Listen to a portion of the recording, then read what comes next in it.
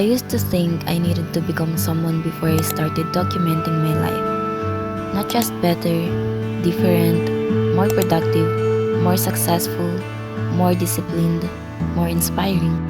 I thought meaningful content belonged to people who had already figured things out.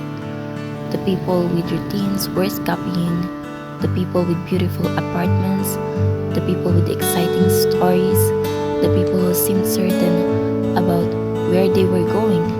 So I kept waiting, waiting until my life looked more complete, waiting until I felt more confident, waiting until I become the version of myself I imagined. But life doesn't really happen after the transformation. It happens while you are becoming. Most of my days are not cinematic. In fact, most of my days begin with putting on nursing scrubs and showing up for duty. Some days are spent looking through a microscope, trying to focus on something so small that it becomes visible only when you slow down enough to observe it.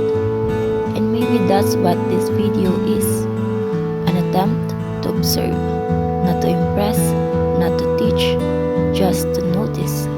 Because when I look honestly at my life, most of it is made up of things that would probably seem boring from the outside. Making match, cooking noodles while watching a K-drama I've already seen before, folding clothes, cleaning the house while music plays in the background, reading a few pages on a book before getting distracted, doing plank for less time than I planned, going for a run wondering why I don't do it more often, recording a podcast, planning a creative project, working, then returning home and doing the same ordinary things all over again. Nothing remarkable, nothing viral, nothing that would convince a stranger that I'm living an interesting life. And yet, this is where most of life exists. Not in achievements, not in milestones, not in the moments people congratulate you for, but here, in repetition, in routine, in the quiet spaces between major events. Social media has a way of making ordinary like a waiting room, as if we're all supposed to be preparing for the version of ourselves that finally becomes interesting. The version that has better habits, more money, more confidence, more success. And until then, we are somehow unfinished. But lately, I've been questioning that idea. What if the unfinished version is already worth of attention? What if these ordinary days are not obstacles standing between me and my real life?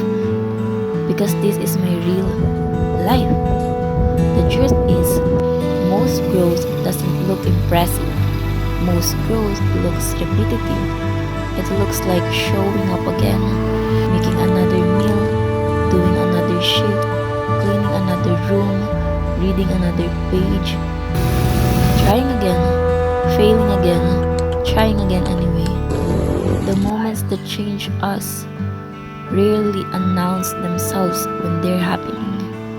Usually they arrive disguised as routine, disguised as boredom, disguised as another ordinary Tuesday.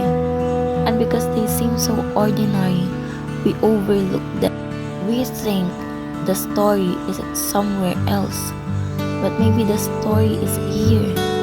Maybe it's in the late night noodles, the laundry waiting to be folded, the notebook filled with half-finished ideas, the exercise you almost skipped, the matcha you make every morning, small decisions nobody applauds. I don't think this video will heal anyone's need for perfection. If anything, I hope it challenges it. Because today I'm not showing a polished version. I'm showing the middle, the messy parts, the repetitive parts, the parts that don't always make sense, the parts that are still becoming. And maybe that's enough. Maybe a life doesn't need to be extraordinary to be meaningful. Maybe being ordinary isn't something we need to escape. Maybe there is a beauty in being common. Maybe there is a beauty in being forgettable. Maybe there is a beauty in simply existing, observing, and participating in the life that's already here. Not the life we're waiting for, the one we're living right now.